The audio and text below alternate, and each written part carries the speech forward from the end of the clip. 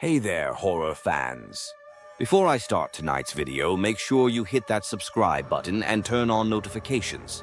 You won't want to miss any of our true scary stories, especially these 4 terrifying tales from real summer camps.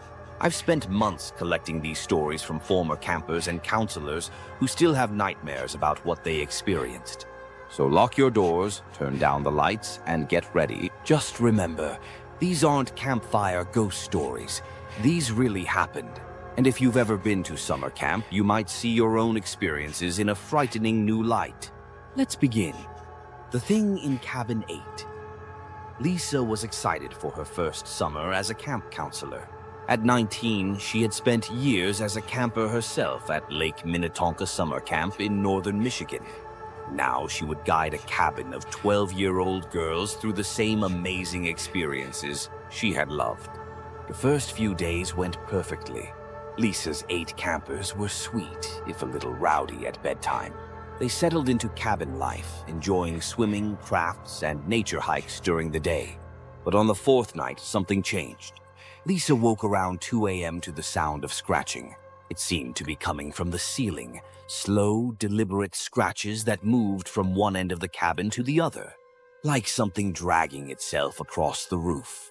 She lay still, listening hard. The girls remained asleep in their bunks. Outside, the moon was hidden behind clouds, making the cabin pitch black except for the dim glow of the bathroom nightlight. The scratching stopped directly above Lisa's bed. Then came 3 heavy thumps like something landing on the roof. Lisa sat up, heart racing. Should she wake the other counselor, Jen? Before she could decide, the scratching moved to the window nearest her bed. Lisa froze, watching the glass. She could see nothing in the darkness, but the scratching continued, fingernails on glass moving in slow circles. Then a soft tapping. Tap, tap, tap. Lisa grabbed her flashlight and aimed it at the window. For a split second, she saw a pale face pressed against the glass. Not a child's face, but something gaunt with dark hollows where eyes should be. The moment the light hit it, it vanished. Lisa woke Jen and the camp director. They searched the grounds but found nothing. The director suggested it was probably just a raccoon, though he couldn't explain the face Lisa had seen. She tried to convince herself it was her imagination. The next night, 2 of Lisa's campers woke her, crying that they heard someone calling their names from outside. When Lisa looked out the window, she saw nothing but the dark trees. She calmed the girls and got everyone back to sleep. In the morning, they discovered small handprints on every window of Cabin 8. Handprints that seemed to start from the inside and drag downward, as if someone had been pulled through the glass. That same day, one of Lisa's campers, Emma, began acting strangely. She stopped talking during activities and stared into the woods for long periods. When Lisa asked what was wrong, Emma would only say, "They're waiting for us." That night, Lisa couldn't sleep.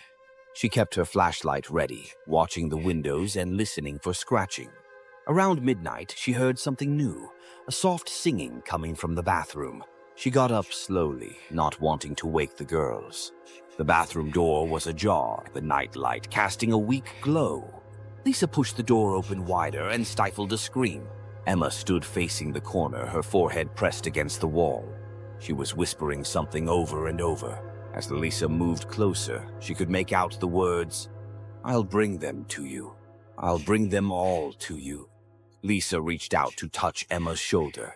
The girl turned, but her eyes were wrong, completely black with no whites showing. She smiled, her mouth stretching wider than humanly possible. "They're hungry," Emma said, her voice overlapping with another deeper voice. "They've been waiting so long." Lisa ran to wake Jen and the other girls. As they scrambled out of their bunks, every window in the cabin shattered inward simultaneously. Cold air rushed in, carrying the smell of wet earth and decay.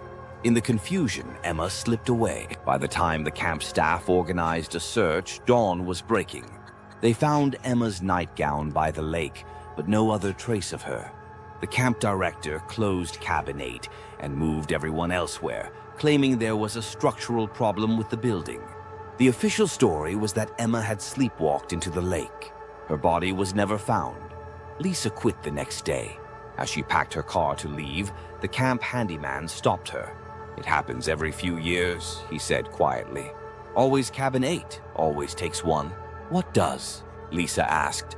The old man looked toward the cabin, now taped off with warning signs. "Camp was built on old ground, hungry ground. We shouldn't be here." Lisa drove away and never returned. Years later, she looked up the history of the land where the camp stood. Before it was a camp, it had been the site of a tuberculosis sanatorium where children were sent to die. And before that, local legends spoke of a place where native tribes never hunted or settled. A place where the ground sometimes opened up to reveal endless darkness beneath. Cabin 8 was torn down the year after Lisa left. The new cabin built in its place was numbered 7B, but every few summers a child still goes missing from that spot. They're usually found wandering in the woods days later with no memory of where they've been. All they recall is a singing voice and the smell of wet earth. If that story gave you chills, hit that like button. It helps more people find our channel. Now let's move on to our second summer camp horror story. The counselor in the woods, Mark, had worked at Camp Evergreen for 3 summers.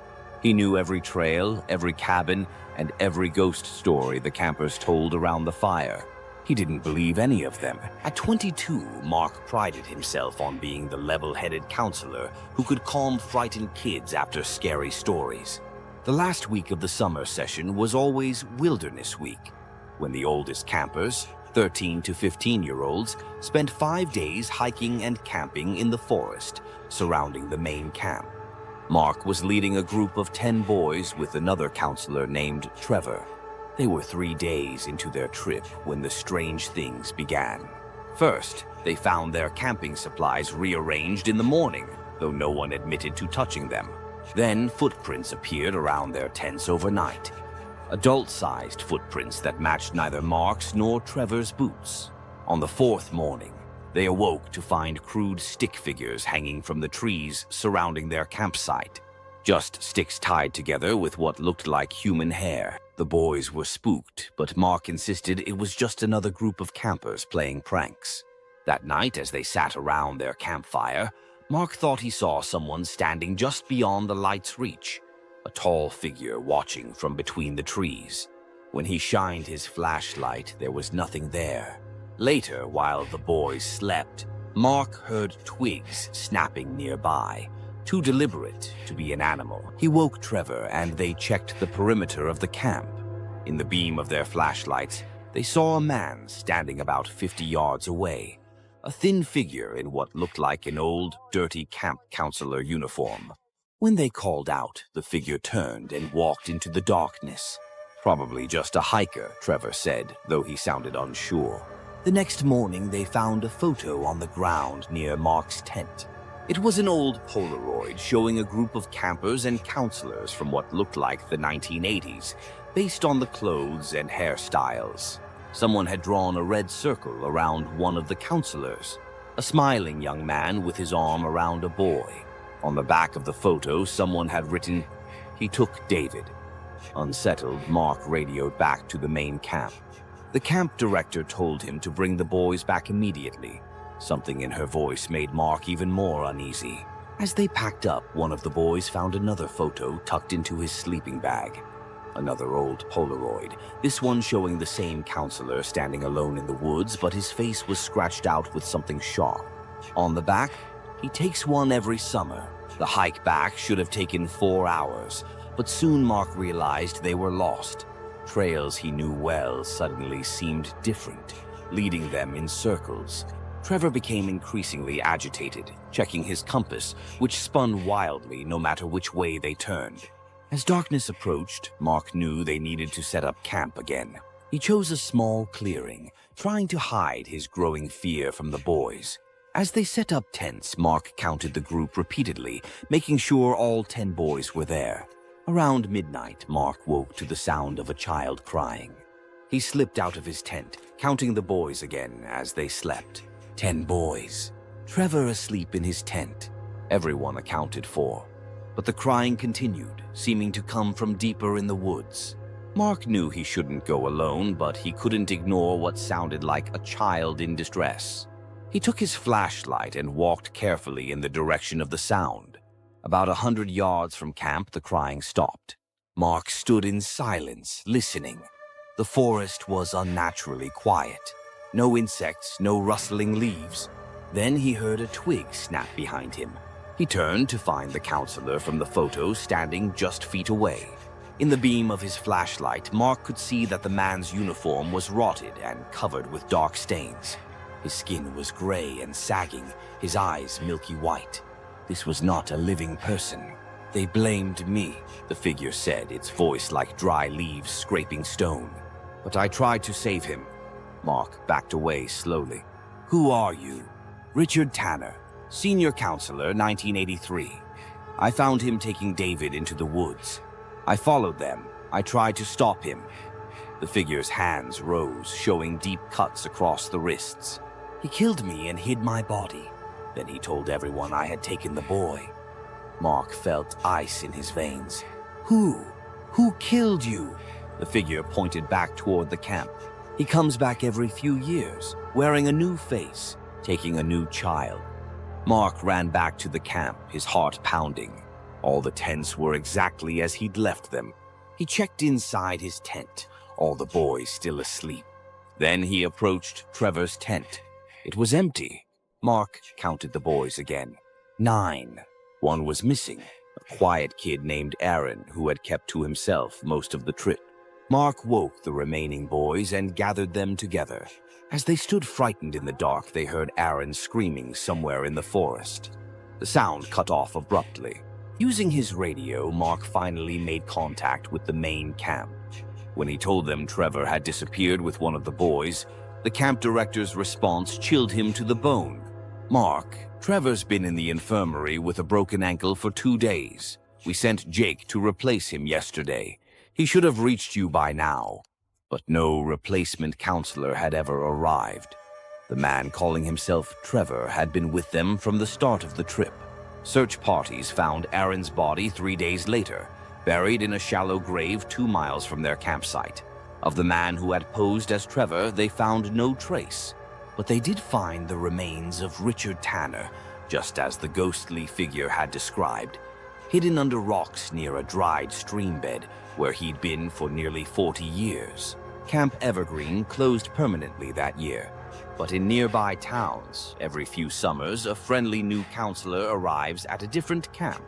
Children trust him instantly, and by the end of the summer, one of them always goes missing. Don't forget to subscribe if you're enjoying these true summer camp horror stories. We're only halfway through, and the next story might be the most disturbing yet. The Lake That Hungers. Samantha was 13 the summer she went to Camp Blue Lake. Located in rural Oregon, the camp was known for its beautiful setting and excellent water sports. The centerpiece was the lake itself, a perfect oval of deep blue water surrounded by pine trees, with a small island at its center. On her first day during orientation, the camp director gave a strange warning. The lake is for swimming only during supervised hours. Never go near the water alone, especially at night. And never, ever swim to the island. Most kids brushed off the warning as standard safety rules, but something in the director's tone made Samantha uneasy. That night, she asked her counselor why the island was off limits. "It's a bird sanctuary," the counselor said quickly. Too quickly. When Samantha pressed, the counselor changed the subject. Camp activities began normally. Samantha made friends, enjoyed canoeing and swimming, and almost forgot about the strange warning. Until the third night, when she woke to find her bunkmate Heather standing by the window, staring at the lake. "It's calling me," Heather whispered, not turning around. Samantha got out of bed and joined her at the window. The moon was full, casting a silver path across the water directly to the island.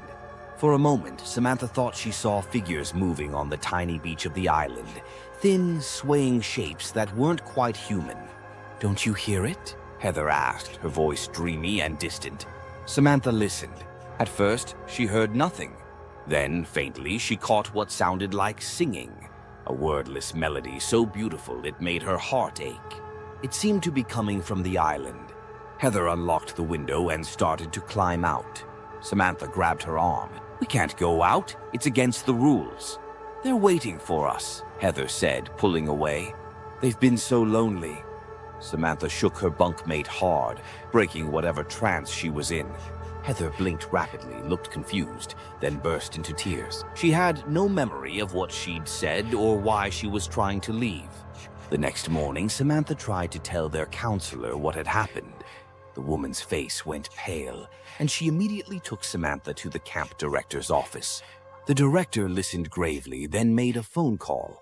By lunchtime, Heather had been picked up by her parents for a family emergency. Samantha was told not to discuss what had happened with the other campers, but that only made her more determined to find answers.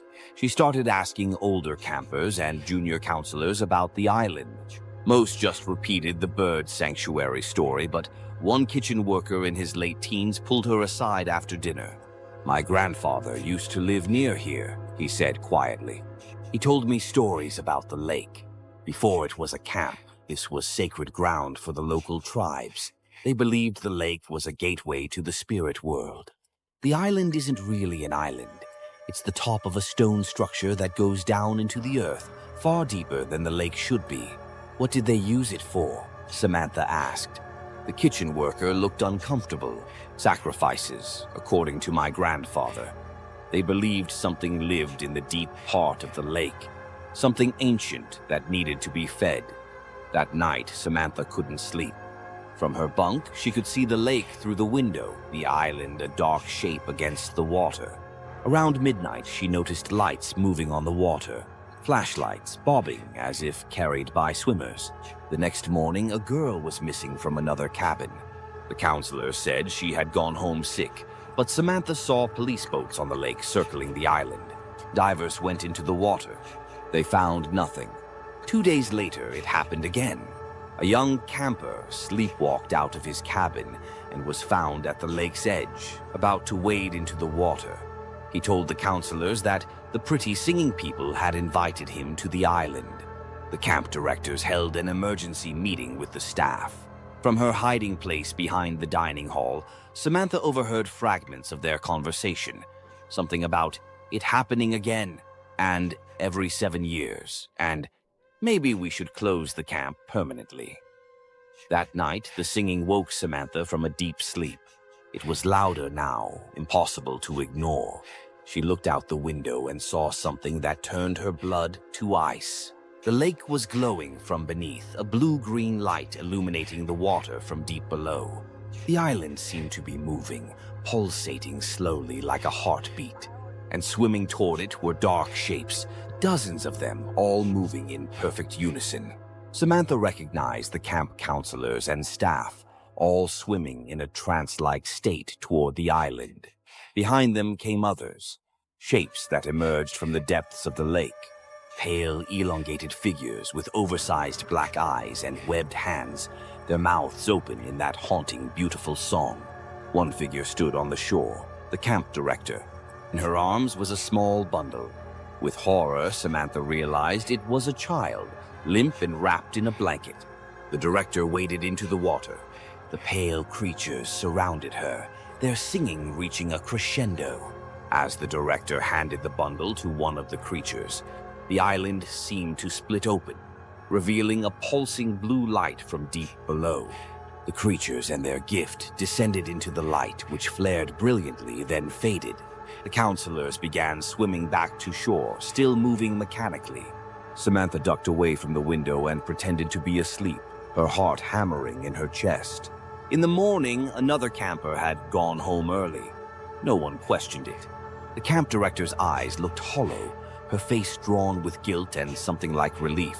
Samantha called her parents that day and begged them to pick her up. She never told them why. She never told anyone what she saw until now. Years later, as an adult, Samantha researched Camp Blue Lake. She discovered it operated on a strange pattern, open for 6 years, then closed for 1. Always. And in the 6th year, before each closure, local news archives showed reports of missing children. usually attributed to drowning accidents, though no bodies were ever recovered. The camp still operates today, still closes every 7th year.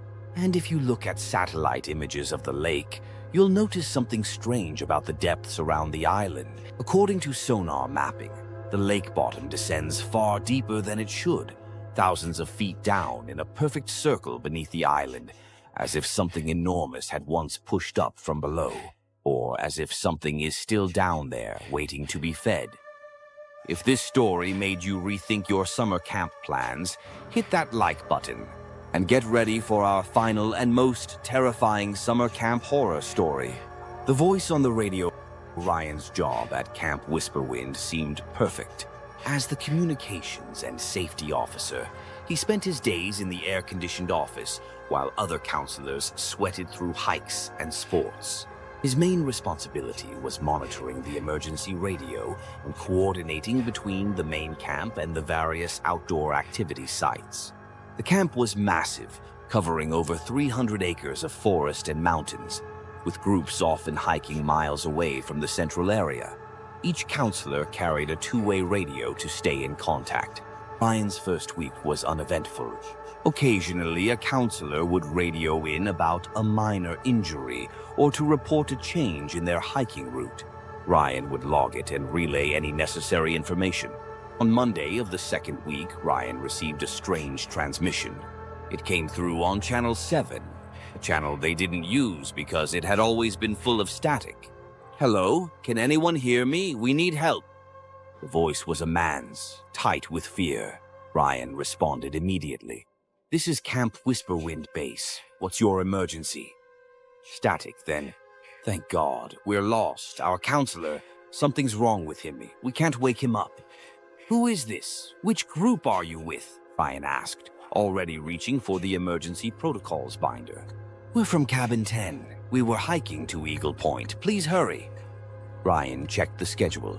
No group was supposed to be at Eagle Point that day, and Cabin 10 had been closed for renovations all summer. "What's your name?" Ryan asked. Static answered him. Then, faintly, "It's getting dark. We see lights coming. Is that you?" The hair on Ryan's arms stood up. It was 11:30 a.m. Nowhere in the camp was it dark. "Stay where you are," Ryan said. "I'm sending help. Can you describe your exact location?" More static. Then the voice returned, now whispering, "It's here. It's not you. It's not human. Oh God, it's..." The transmission cut off in a burst of static and a sound Ryan would never forget.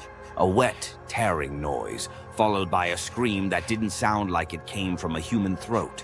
Ryan called the camp director immediately. A search party was organized to check Eagle Point, though the director seemed skeptical. Eagle Point was clear. No lost campers, no signs of distress. That night, Ryan couldn't sleep. He kept hearing that scream in his mind. Around 2 a.m., he walked back to the communications office to review the radio logs. He wanted proof that he hadn't imagined the whole thing. The office was dark. As Ryan reached for the light switch, his hand froze. The radio was on, emitting soft static. He was certain he'd turned everything off before leaving. As he stood there, the static cleared, and the same voice came through. "Is anyone there? Please. We're still lost. It keeps coming back." Ryan approached the radio slowly. "Who is this? What's happening? You said you'd send help. Why didn't anyone come? There were 5 of us. Now there's only me." "Where are you?" Ryan asked, his mouth dry. "Cabin 10. I made it back to Cabin 10, but it followed me." Ryan knew he should call the director, but something compelled him to handle this himself. He grabbed a flashlight and a first aid kit and headed out into the night. Cabin 10 stood apart from the others near the edge of the forest. Its windows were boarded up, construction materials piled nearby. Ryan approached slowly, his flashlight beam bouncing off the dark windows. The cabin door was padlocked. Ryan shone his light through a gap in the boards covering a window. Dust and construction debris covered the floor inside. No one could be in there. As he turned to leave, his radio crackled to life in his pocket. "I see your light. I'm inside. Please hurry." Ryan's blood ran cold. He circled the cabin again, checking every window. All secure. No way in without breaking the boards or the padlock. "There's no way you're in there," he said into his radio. "The cabin is locked up tight." A pause. Then, "Not this cabin, the old cabin 10, before the fire." Ryan felt dizzy. He'd only been working at the camp for 2 weeks, but he knew every building from the orientation tour. There had never been any mention of a fire. His radio crackled again. "It happened in 1987. 5 of us died. They built the new cabin over the old foundation. We've been here ever since." Ryan backed away from the cabin. As he did, he noticed something he'd missed before, a faint path leading into the woods behind the cabin. It looked rarely used, overgrown in places. Against his better judgment, Ryan followed it. The path wound through increasingly dense forest for about half a mile before opening into a small clearing. What Ryan saw there made him drop his flashlight. The beam rolled across burned timber and charred remains of what had clearly once been a cabin. The forest had partly reclaimed it, with young trees growing up through the ruins, but the outline was unmistakable. At the center stood a stone chimney, blackened by old fire. Ryan's radio burst to life with static, then the voice again, now sounding right next to him, though no one was there. "We all burned. Our counselor locked us in. He said it was the only way to stop it from taking us one by one. He said fire was the only thing it feared." Ryan picked up his flashlight with shaking hands. "What is it? What was hunting you?" "We thought it was gone, but it's back. It's using our voices to lure new children. It's so hungry after all these years." Ryan swept his flashlight around the clearing. In the beam, he caught a glimpse of something moving at the edge of the trees. A tall, thin shape that bent in ways no human should bend. It retreated when the light hit it, but not before Ryan saw that it had no face, just smooth, pale skin stretched over a skull. "Run," the voice on the radio whispered. "It knows you're here now. It will wear your voice next." Ryan ran back down the path, branches whipping his face. Behind him, he heard something moving through the underbrush. Not running, but sliding, as if it had no feet. It made a chittering sound that turned his stomach. He burst out of the woods near cabin 10, gasping for breath. The camp seemed normal, quiet under the stars. Had he imagined it all? Then his radio spoke again, but not with the boy's voice. This time, it was his own voice that came through the speaker. "Help! Somebody help! I'm at the old cabin 10. Ruins! Something's attacking me!" Ryan stared in horror at his radio as his own voice continued to scream for help. In the distance, lights came on in the staff quarters. People were responding to the call. He tried to use his radio to warn them, but it was dead in his hands. As counselors and the camp director rushed past him toward the forest path, Ryan tried to stop them. "Don't go back there, it's a trap," he yelled. The camp director gave him a confused look. "But you just called for help. We heard you." "That wasn't me," Ryan insisted. "Something is using my voice." No one believed him. A search party of 6 staff members headed down the path. Ryan refused to go, trying desperately to convince the remaining staff of the danger. An hour later, the search party returned. They reported finding nothing but old ruins, exactly as Ryan had described. No sign of any threat. They looked at Ryan with concern and suspicion. The camp director suggested Ryan take a few days off. "Stress," he said, "overwork, and an overactive imagination." That night, as Ryan packed his things, his radio came to life one last time. His own voice spoke to him through the static. "They never believe until it's too late. See you next summer, Ryan." Ryan quit the next day. The official report cited personal reasons. No one connected it to the incident that occurred 3 days later, when a junior counselor led 5 campers on an unauthorized night hike. They were heading to see the ruins of the haunted cabin they'd heard about from staff gossip. None of them returned. Search parties found nothing except a single 2-way radio lying in the ashes of the old cabin foundation. Occasionally, it still turns on by itself, broadcasting on Channel 7. If you listen closely, you can hear children whispering, crying for help.